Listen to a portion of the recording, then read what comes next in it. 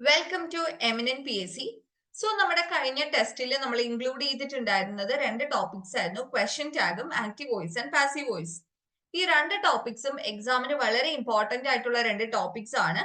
Especially question ടാഗിൽ നിന്നൊക്കെ നമുക്കറിയാം മിക്കപ്പോഴും ക്വസ്റ്റ്യൻസ് ചോദിച്ച് കാണാറുണ്ട്. അതുപോലെ ഇമ്പോർട്ടന്റ് ആയിട്ടുള്ള ഒരു ടോപ്പിക് ആണ് active voice and passive voice.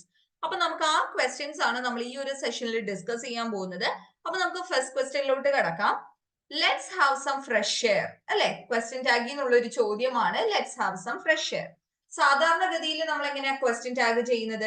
നമ്മൾ ചെയ്യുന്നതിന് മുമ്പ് ആദ്യം നമ്മൾ സെന്റൻസ് പോസിറ്റീവ് ആണോ നെഗറ്റീവ് ആണോ എന്ന് ചെക്ക് ചെയ്യും അല്ലെ. സെന്റൻസ് പോസിറ്റീവ് ആണെങ്കിൽ ടാഗ് നെഗറ്റീവ് ആകും, സെന്റൻസ് നെഗറ്റീവ് ആണെങ്കിൽ ടാഗ് പോസിറ്റീവ് ആകും. പിന്നെ നമ്മൾ ഓക്സിലറി വെർബ് ആണ് നോക്കുന്നത്. പക്ഷെ ഇവിടെ ഒരു ചേഞ്ച് ഉണ്ട്. അതായത് ഇവിടെ ലെറ്റ്സിലാണ് തുടങ്ങുന്നത്. അപ്പൊ ശ്രദ്ധിച്ചോണം, ഇപ്പൊ ലെറ്റ്സിലാണ് തുടങ്ങുന്നതെങ്കിൽ ടാഗ് എപ്പോഴും ഷാൽ ബി ആയിരിക്കും, ഷാൽ ആയിരിക്കും. കാരണം ലെറ്റ്സ് ഒരു സജഷൻ ആണ് കാണിക്കുന്നത് അല്ലെ. അപ്പൊ ടാഗ് എപ്പോഴും ഇവിടെ ഷാൽ ആയിരിക്കും. ഇവിടെ നമ്മൾ പോസിറ്റീവ് ആണോ സെന്റൻസ് നെഗറ്റീവ് ആണോ എന്നൊന്നും നോക്കേണ്ട ആവശ്യമില്ല. പിന്നെ ഇവിടെ മാറ്റം വരുന്നത് നമ്മുടെ പ്രൊനൗണിന് മാത്രമാണ്. ഇവിടെ ലെറ്റ്സ് എന്നാണ് പറയുന്നത്, അതായത് ലെറ്റ് അപ്പോസ്ട്രോഫി എസ് എന്ന് പറഞ്ഞാൽ ലെറ്റ് പ്ലസ് അസ്, ലെറ്റ്സ് അല്ലെ. അപ്പൊ ഇവിടെ എന്താ വരേണ്ടത്? ഷാൽ വി ആണ് വരേണ്ടത്. ഇപ്പൊ ലെറ്റ് മീ ആണ് ഇവിടെ കൊടുത്തിരുന്നെങ്കിൽ ഇവിടെ എന്ത് വന്നേനെ? ഷാലൈ വന്നേനെ. അപ്പൊ ഓർത്തിരിക്കുക, ക്വസ്റ്റ്യൻ ടാഗ് ലെറ്റ്സിലാണ് തുടങ്ങുന്നതെങ്കിൽ ടാഗ് എപ്പോഴും ഷാൽ ബി ആയിരിക്കും. ലെറ്റ് മീയിലാണ് തുടങ്ങുന്നതെങ്കിൽ ടാഗ് എപ്പോഴും ഷാലൈ ആയിരിക്കും. ഇത് ഇങ്ങനെ തന്നെ പഠിച്ചിരിക്കുക. അപ്പം ഫസ്റ്റ് വണ്ണിന്റെ ആൻസർ എന്താണ്? Let's have some fresh air, shall we. Shall we ആണ് ആൻസർ. സെക്കൻഡ് ക്വസ്റ്റ്യൻ നോക്കിക്കേ. I am not older than you അല്ലെ. Option A am I, option B aren't I, option C is I, option D amn't I.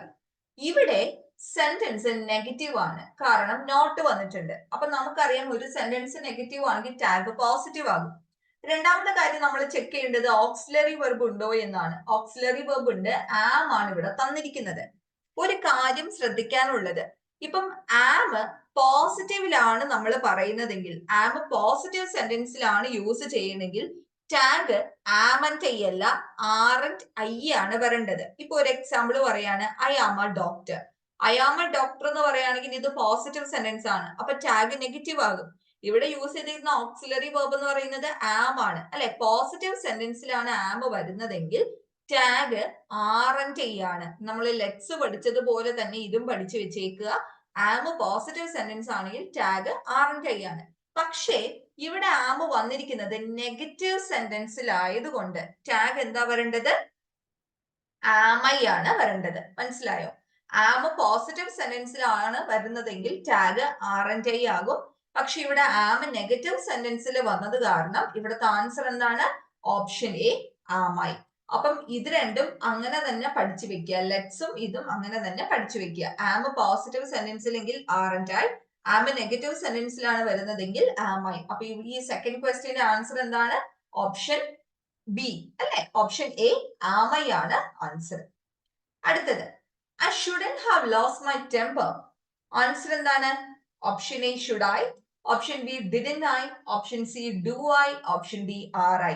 നമുക്കറിയാം shouldn't അല്ലെ. Shouldn't എന്നാണ് പറയുന്നത്. Shouldn't എന്ന് പറഞ്ഞാൽ should not അല്ലെ.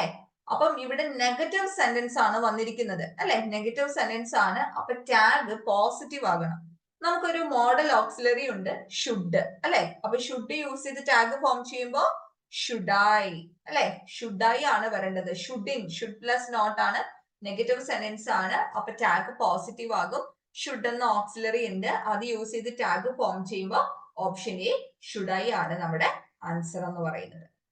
ഓക്കെ, ഇനി അടുത്ത ക്വസ്റ്റ്യനിലോട്ട് കിടക്കാം. Your father is A doctor. വളരെ സിമ്പിൾ ആണ് അല്ലെ.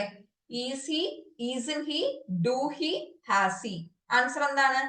പോസിറ്റീവ് സെന്റൻസ് ആണ്. നമുക്കൊരു ഓക്സിലറി വേർബ് ഉണ്ട്, ഈസ് ആണ്.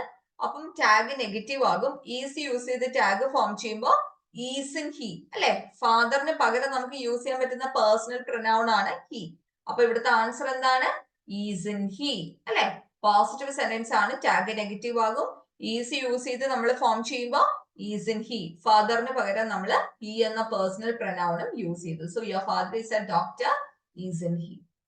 അടുത്തത്, കിഷോർ വിൽ കം അല്ലെ? Will he, shall he, on he, did he. നമ്മുടെ കിഷോർ വിൽ കം എന്ന് പറയുന്ന സെന്റൻസ് പോസിറ്റീവ് സെന്റൻസ് ആണ്. അപ്പൊ സെന്റൻസ് പോസിറ്റീവ് ആണെങ്കിൽ ടാഗ് നെഗറ്റീവ് ആകും. നമുക്ക് ഇവിടെ ഒരു മോഡൽ ഓക്സിലറി ഉണ്ട്, വില്ല് അല്ലെ? അപ്പൊ വില്ലിന്റെ നെഗറ്റീവ് എന്താണ്? ഓൺഡ് അല്ലെ? അപ്പൊ നമുക്ക് പറയാം Kishore will come on he. കിഷോറിന് പകരം നമ്മൾ ഹി എന്ന പ്രൊനൗൺ ഇവിടെ യൂസ് ചെയ്തു. അപ്പൊ മനസ്സിലായോ? സെന്റൻസ് ഇവിടെ പോസിറ്റീവ് ആണ്, ടാഗ് നെഗറ്റീവ് ആകും. വില്ലാണ് നമ്മുടെ മോഡൽ ഓക്സിലറി ആയിട്ട് തന്നിരിക്കുന്നത്. സോ വില്ലിന്റെ നെഗറ്റീവ് എന്ന് പറയുന്നത് ഓൺഡ് ആണ്, ഓൺ ഹി. അപ്പൊ ഇവിടുത്തെ ഉത്തരം എന്ന് പറയുന്നത് ഓപ്ഷൻ സി, ഓൺ ഹി ആണ് ആൻസർ. ഓക്കെ, ഇനി അടുത്തത് നോക്കിക്കേ. ആക്റ്റീവ് വോയിസ് പാസീവ് വോയിസ് എന്നുള്ള ഒരു ചോദ്യമാണ്.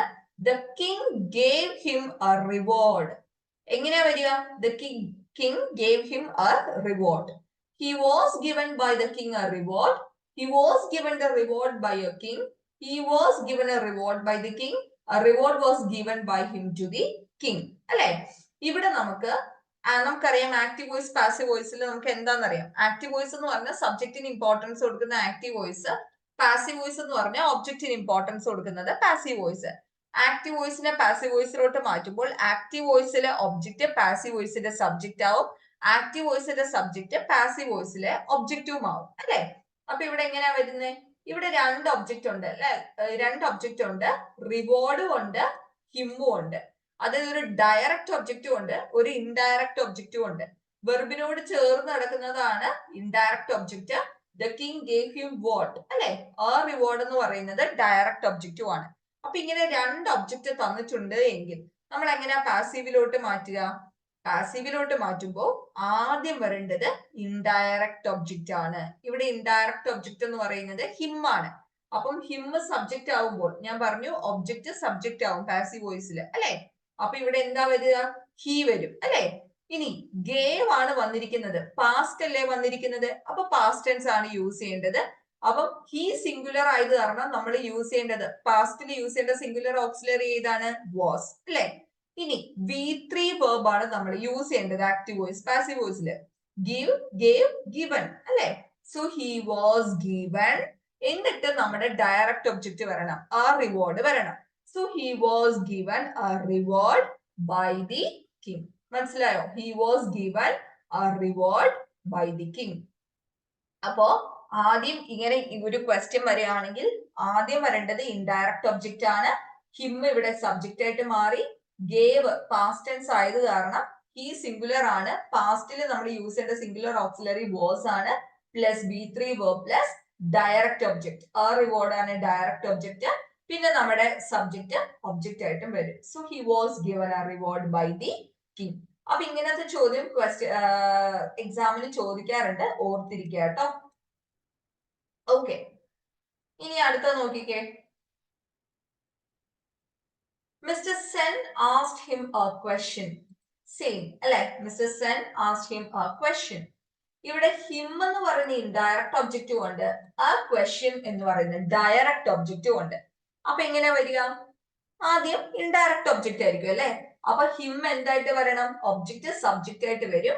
ഇനി ആസ്ക്ഡ് പാസ്റ്റ് ആണ് വന്നിരിക്കുന്നത്. അപ്പം ഹി സിംഗുലർ ആയത് കാരണം പാസ്റ്റിന്റെ സിംഗുലർ ഓക്സിലറി ഏതാണ്? വാസ്. അപ്പൊ ഹി വാസ് ആസ്ക്ഡ്, പിന്നെ ഡയറക്റ്റ് ഒബ്ജക്റ്റ് അല്ലെ? He was asked a question by Sen. മനസ്സിലായോ? He was asked a question by mister Sen. Option C ആണ് ആൻസർ. അപ്പൊ ഇങ്ങനത്തെ ക്വസ്റ്റ്യൻസ് ചോദിക്കും. അപ്പൊ ആദ്യം ഇൻഡയറക്റ്റ് ഒബ്ജക്റ്റ് ആണ് വരേണ്ടത്. ഇവിടെ ഇൻഡയറക്റ്റ് ഒബ്ജക്റ്റ് ഹിം ആണ്. അപ്പം നമ്മുടെ ഒബ്ജക്റ്റ് സബ്ജക്റ്റ് ആയിട്ട് വരുമ്പോൾ, അതായത് ആക്റ്റീവ് വോയിസിന്റെ ഒബ്ജക്റ്റ് പാസീവ് വോയിസിന്റെ സബ്ജക്റ്റ് ആയിട്ട് വരും. അപ്പം ഇവിടെ ആസ്ക്ഡ് പാസ്റ്റ് ആയത് കാരണം നമ്മൾ ഇവിടെ പാസ്റ്റ് ടെൻസ് തന്നെയാണ് യൂസ് ചെയ്യേണ്ടത്. ഹി സിംഗുലർ ആണ്. അപ്പൊ പാസ്റ്റിൽ യൂസ് ചെയ്യേണ്ട singular auxiliary was, V3 verb, പിന്നെ നമ്മുടെ ഡയറക്റ്റ് ഒബ്ജക്റ്റ് ആയ a question plus by plus doer അല്ലെ? ആക്റ്റീവ് വോയിസിലെ സബ്ജക്റ്റ് പാസീവ് വോയിസിന്റെ ഒബ്ജക്റ്റ് ആവും. അപ്പം he was asked a question by mister Sen. ഇനി അടുത്ത ക്വസ്റ്റ്യൻ നമുക്ക് നോക്കാം. The tiger caught a fox. എങ്ങനെയാ വരിക? A fox has been caught by the tiger. A fox was caught by the tiger. A fox is caught by the tiger. A fox had been caught by the tiger. എങ്ങനെ വരും? A fox caught ആണ് വന്നിരിക്കുന്നത് അല്ലെ. The tiger caught a fox. A fox was caught by the tiger. അല്ലെ, a fox was caught by the tiger. എന്തുകൊണ്ടാ വന്നത്? Active വോയിസിലെ object passive വോയിസിന്റെ subject ആവും. ഇവിടെ ആ ഫോക്സ് ആണ് ഒബ്ജക്റ്റ്. അപ്പൊ പാസീവ് വോയിസിൽ വരുമ്പോ ആ ഫോക്സ് സബ്ജക്റ്റ് ആയിട്ട് വരും. ഇവിടെ ടെൻസ് നോക്കിക്കേ, കോട്ട് ആണ് വന്നിരിക്കുന്നത് അല്ലെ. ക്യാൻ കോട്ട് എന്ന് പറഞ്ഞ നമ്മുടെ പാസ്റ്റ് ടെൻസ് ആണ് ഈ കോട്ട് എന്ന് പറയുന്നത് അല്ലെ. Catch caught. അപ്പം നമ്മുടെ ഫോക്സ് സിംഗുലർ ആണ്, അത് കാരണം നമ്മൾ സിംഗുലർ ഓക്സിലറി, പാസ്റ്റിലെ സിംഗുലർ ഓക്സിലറിയെ വാസ് യൂസ് ചെയ്തു, പ്ലസ് നമ്മുടെ വേർബ് ബൈ ദ ടൈഗർ അല്ലെ. ആക്റ്റീവ് വോയിസിലെ സബ്ജക്റ്റ് പാസീവ് വോയിസിന്റെ ഒബ്ജക്റ്റ് ആവും. So a fox was caught by the tiger. മനസ്സിലായോ? Fox was caught by the tiger. ഇനി അടുത്ത നോക്കിക്കേ, she is reading the book every day. എങ്ങനെയാ വരിക? The book is being read by her every day. The book is read by her every day. The book was read by her every day. The book was being read by her every day. എങ്ങനെയാ വരുന്നേ? ഇവിടെ she is reading the book every day. ഇവിടെ ഒരു കാര്യം നമ്മൾ മനസ്സിലാക്കണം. ഇവിടെ is reading എന്നാണ് പറയുന്നത്, അതായത് കണ്ടിന്യൂസ് ടെൻസ് ആണ് യൂസ് ചെയ്തിരിക്കുന്നത്. അപ്പൊ ആക്റ്റീവ് വോയിസ് ഒരു കണ്ടിന്യൂസ് ടെൻസ് ആണെങ്കിൽ പാസീവ് വോയിസിലോട്ട് നമ്മൾ മാറ്റുമ്പോൾ അവിടെ എന്ത് യൂസ് ചെയ്യണം? ബീയിങ് നമ്മൾ യൂസ് ചെയ്യണം. മനസ്സിലായോ? ഇത് ഒരു ആക്റ്റീവ് വോയിസിലെ കണ്ടിന്യൂസ് ടെൻസ് ആണ്, പാസീവ് വോയിസിലോട്ട് മാറ്റുകയാണെങ്കിൽ ബീയിങ് യൂസ് ചെയ്യണം. ആക്റ്റീവ് വോയിസ് ഒരു പെർഫെക്റ്റ് ടെൻസ് ആണെങ്കിൽ പാസീവ് വോയിസിലോട്ട് മാറ്റുമ്പോൾ ബീനും യൂസ് ചെയ്യണം. BEEN. മനസ്സിലായോ? കണ്ടിന്യൂസ് ടെൻസ് ആണ്, അപ്പൊ ഇവിടെ ബീയിങ് ആണ് യൂസ് ചെയ്യേണ്ടത്. എങ്ങനെയാ വരിക? ദ ബുക്ക് അല്ലെ, ഒബ്ജക്റ്റ് സബ്ജക്റ്റ് ആയിട്ട് വരും.